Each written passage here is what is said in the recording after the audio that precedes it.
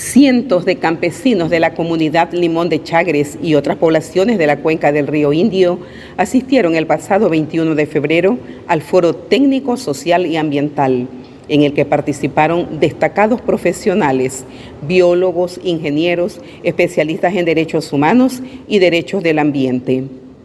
Preguntamos al biólogo Osvaldo Jordán, en el supuesto caso que se embalse el río Indio, ¿qué consecuencias traería a la vida del río, al corredor biológico mesoamericano y a la diversidad de seres que en él habitan? Hay que entender que los embalses rompen lo que son las conexiones biológicas que existen tanto entre un lado del río con el otro lado del río, como entre la parte alta del río y la parte baja, ¿no? Cuando uno ya ha tenido experiencia directa con un embalse, sabe que no es tan fácil cruzar. Entonces, en el caso del corredor biológico mesoamericano, existen especies que necesitan trasladarse del occidente al oriente en Panamá y también entrecruzarse para que esas poblaciones sean poblaciones saludables. Entonces, el embalse va a ser una discontinuidad, va a desaparecer una cantidad de cobertura boscosa y lógicamente no se va a dar el mismo desplazamiento que se da en el día de hoy, incluso dentro de zonas agrícolas. Por ejemplo, en el caso de especies que son nativas y que son muy propias del área, este embalse, ¿cómo afectaría a estas especies y también a objetos de pesca de las comunidades que son propias del área?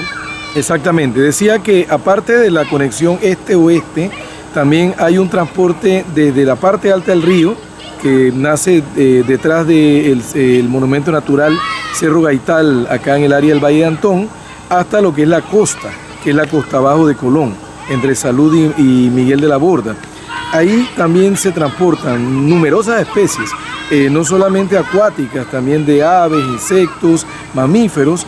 En el caso de las acuáticas es sumamente grave, porque al construirse un muro, una represa, y al cambiar lo que son las condiciones tanto físicas como químicas, como biológicas del agua, del embalse, hay especies que no pueden cruzar hacia arriba y hay organismos que tampoco pueden conectarse con la parte baja.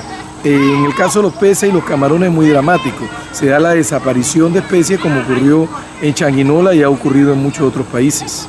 Según funcionarios de la Autoridad del Canal de Panamá, expresan que la mayoría de moradores aceptan el proyecto de represar el río Indio, pero al conversar con campesinos del área, ellos manifiestan todo lo contrario. Bueno, en el área donde es nuestra familia, están a la orilla del río Indio. Desde un inicio ellos manejaron una tesis para dividirnos diciendo que aguas arriba del embalse y aguas abajo del embalse no nos iba a pasar nada, que no nos preocupáramos.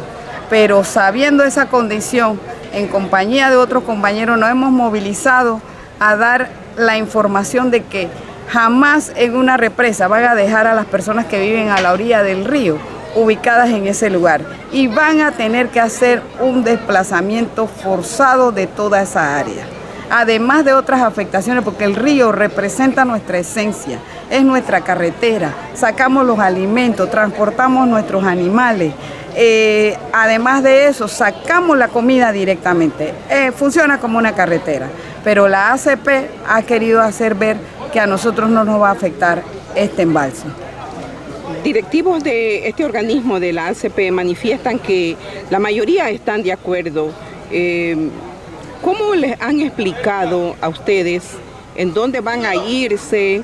¿Van a tener sus lotes de tierra similares a los que tienen ahora? ¿En qué condiciones están esos suelos? ¿Les han explicado eso? Bueno, básicamente no.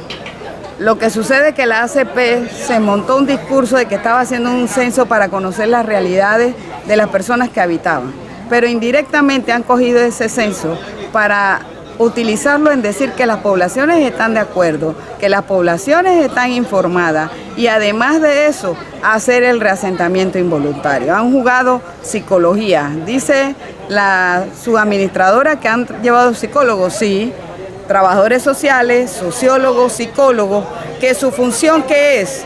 Mentir, engañar, a todas estas personas que le están aceptando la conversación. Entonces ellos están alegando que los quieren llevar a un área determinada, pero que nunca han visto dónde es exactamente el lugar.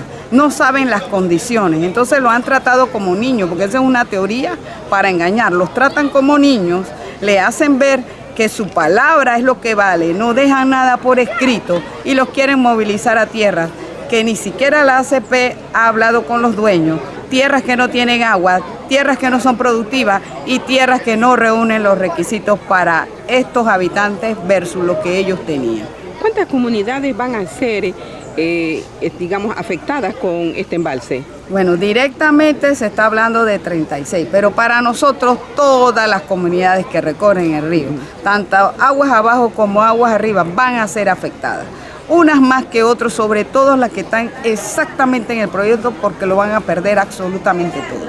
Pero directa e indirectamente, aguas abajo y aguas arriba también van a ser afectadas.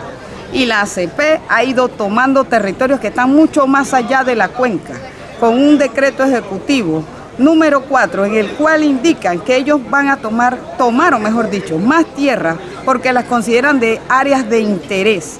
Significa que cuando la ACP la necesite, las va a tomar para sus intereses. Así que ellos están igual que los norteamericanos. Les cedieron un territorio, pero ellos se van más allá, sin límites y sin nadie que los detenga. Cuando un río se pierde, se va con él parte de la vida.